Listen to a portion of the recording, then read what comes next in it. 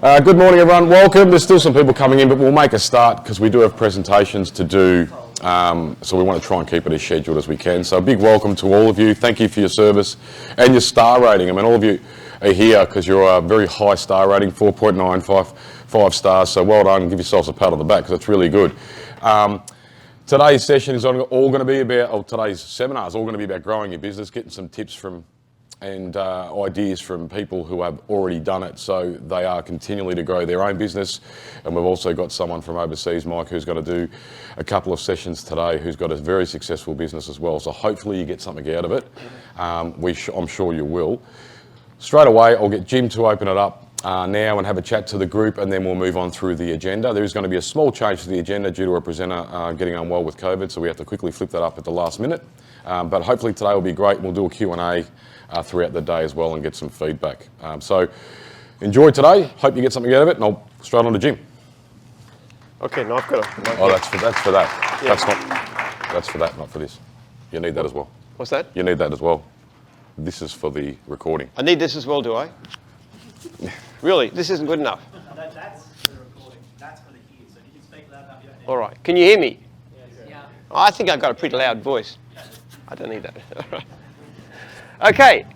This is the course I would have loved to attend 40 years ago when I started off mowing lawns full-time in 1982, just about December, just before Christmas.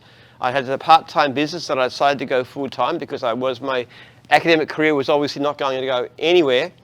So I started off, and I obviously, like just about, but like everybody else, I started off by myself, and I gave pretty great service. I got to say, my service was great. I was pretty good at mowing lawns and doing a great job and turning up on time.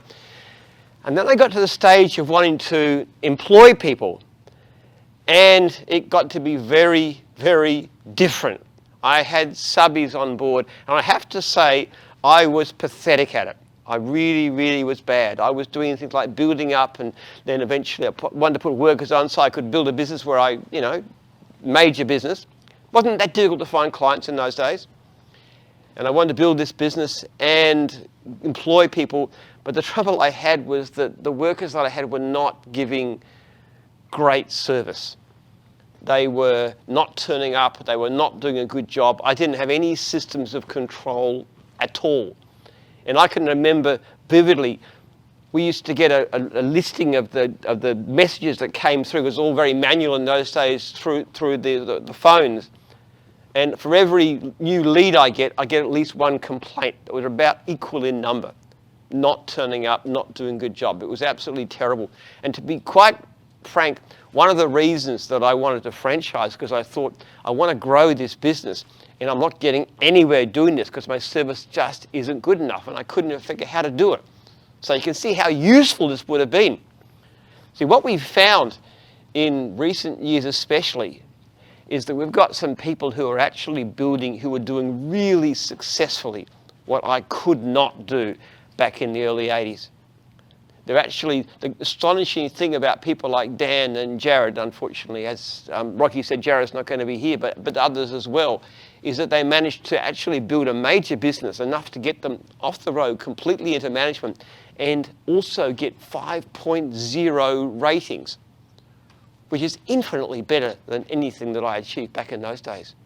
And it's just fascinating to talk to them how they're doing it and this is where it came from. I had conversations with these guys and said, what are you doing? How are you doing things so much better than me? And I know a lot of franchisees through Jim's group want to employ people. We've got so much unserviced work these days. It's so far this year, 38% of our jobs are unserviced. Particularly individuals like dog wash and mowing and fencing. There is so much unserviced leads. People are desperate to take them on. We've got the work. We want you to do it. It's embarrassing to us to knock back all these clients. You want to grow your business. The problem I always get is, how do you find good people? How do you supervise them? This is the question that gets asked again and again. So this is a really exciting day to learn from people. And not just the people who are talking. I know there's people around here who actually successfully employ people, like Mark Ether at the back there, who emails me every second day about some issue or other. So I know some of you very well. I know you email me, but I don't actually see you. So it's good to see you here. Look, So we want to teach these systems. We want to get the successful people who've done this, who built these major businesses. We want to show you how you can do that too. And we're actually developing some new systems ourselves. One of the most exciting things that happened in recent time is the RTO, the Registered Training Organisation. I don't know if you know it, but Jim's group is a registered training organisation, which means we running government-approved courses. So you can get yourself a Cert 2, Cert 3, Cert 4.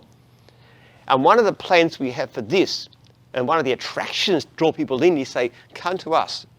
You can come to us, and we're going to teach you fence building, dog grooming, horticulture. Basic idea is they do something like a Cert 2, which is equivalent to what our franchisees need. So they come in, they pay for the course.